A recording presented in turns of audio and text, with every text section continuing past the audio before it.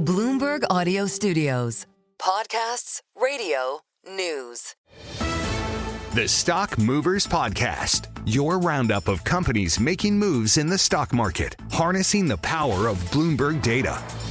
Let's take a look at some of the stocks on the move today. We're joined by Bloomberg's Bailey Lipschultz. Bailey, what are you looking at? Yeah, we'll start with some stocks in the green, starting with Schwab, Charles Schwab, ticker SCHW right now, up 2%. This comes after the company beat expectations in their latest quarterly update. The big thing, though, is this stands kind of opposite of what we heard from Interactive Brokers just yesterday. So we are seeing a company that right now is up, call it 2 and change percent-wise, was up as much as 4.5%.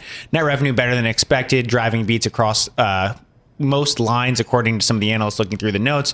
But overall, another strong quarter. But the big question going forward is, what does the market turmoil mean for some of these customers? Looking at some of the comments that the CEO was making, basically saying net new assets for Ameritrade clients growing, tracking towards the upper end of 2025 year-end scenarios. So expecting strong revenue and earnings expansion, two things that investors and analysts want to hear.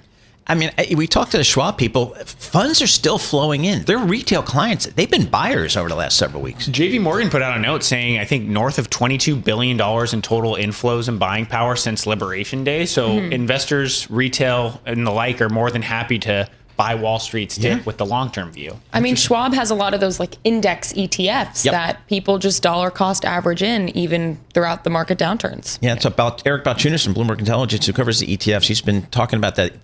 The flows keep coming in, and they come into the big S&P index. So it's just amazing how the retail investor is resilient here. What else you got? Yeah, looking at DR Horton in the homebuilder space right now, up 2.7%.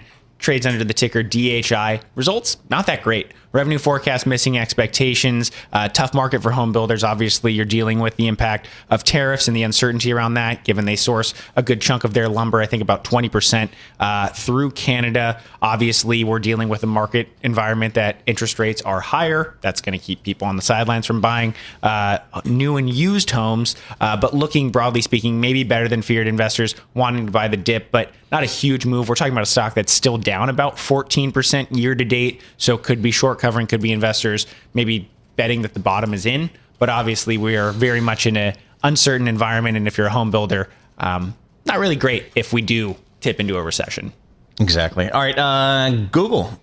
This is the news that I think anyone cares about, or is at least interested in. Google shares right now down just south of 2%. This coming after a judge ruled that the company was guilty of illegally monopolizing online advertising technology, markets for advertising exchanges, and ad servers. Second major blow for the tech giant that was already found to have monopolized the online search market in a separate case. Not a big move, all things considered, given the gyrations we've been seeing for some of the big tech names, but a reason to potentially sell out of the stock. We did see Trade Desk, which trades under the ticker TTD, pop like 8%. Now it's up closer to 1%. So investors trying to kind of read through the ramifications of this decision. Again, partially losing, not a complete loss for the company, but certainly an area that I think people are keeping an eye on, especially with some of the antitrust regulation and uncertainty, a lot of pushback from broader regulators and kind of big tech falling in their crosshair.